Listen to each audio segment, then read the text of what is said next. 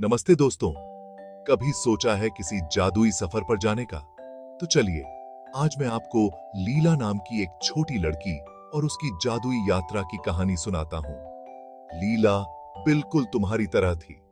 वो एक छोटे से गांव में रहती थी और अपने दोस्तों के साथ खेलना उसे बहुत पसंद था।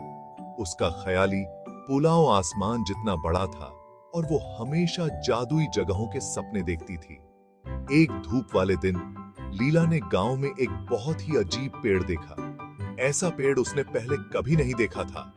उस पेड़ में एक रहस्यमयी चमक थी जो धूप में चमक रही थी। लीला सोचने लगी, ये कैसे हो सकता है?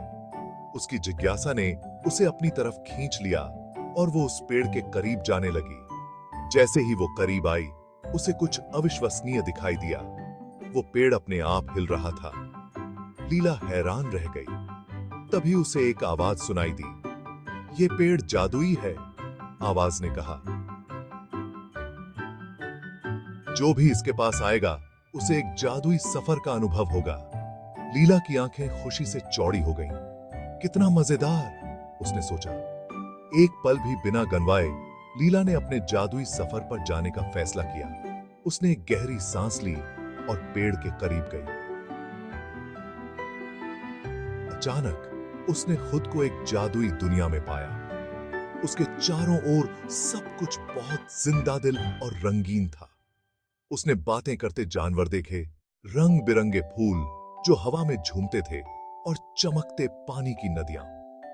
लीला अपने चारों ओर की सुंदरता को देखकर दंग रह गई। वहां उसे एक मिलनसार खरगोश मिला जिसने उसे इस जादुई दुनिया में घुमाया। खरगोश ने उसे छुपे हुए खजाने और गुप्त रास्ते दिखाए। वो लोग एक विशाल मुलायम बादल पर भी उड़े। लीला को ऐसा लगा जैसे वो किसी सपने में है। जैसे जैसे वो इस जादुई दुनिया में और आगे बढ़ती गईं, लीला ने दया, बहादुरी और दोस्ती के बारे में बहुत कुछ सीखा। उसे समझ आया कि ये जादुई सफर सिर्फ खूबसूरत नजारों के बारे में नहीं था, बल्कि अपने अंदर के जादू को खोजने के बारे में भी था। घंटों मस्ती और रोमांच के बाद लीला को लगा कि अब घर जाने का समय हो गया है। उसने खरगोश और रास्ते में मिले सभी अद्भुत जीवों को धन्यवाद दिया। जैसे ही वो फिर से उस जादुई पेड़ के पास पहुंची, उसने एक आखिरी बार उस खूबसूरत दुनिया को देखा और वापस अपने गांव में कदम रखा। लीला का दिल खुशी और हैरानी से भरा हुआ था। वो जानती थी कि वो अपने इस जादुई सफर को कभी नहीं भूलेगी और उस दिन से वो हमेशा अपने अंदर के जादू में विश्वास करती रही। तो बच्चों, याद रखना कि जादू तुम्हारे चारों ओर है। बस तुम्हें उस पर विश्वास करने और अपने ख्यालों को उड़ने देने की जरूरत है।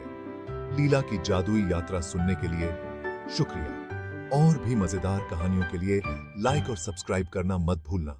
अगली बार तक जादुई बने रहो।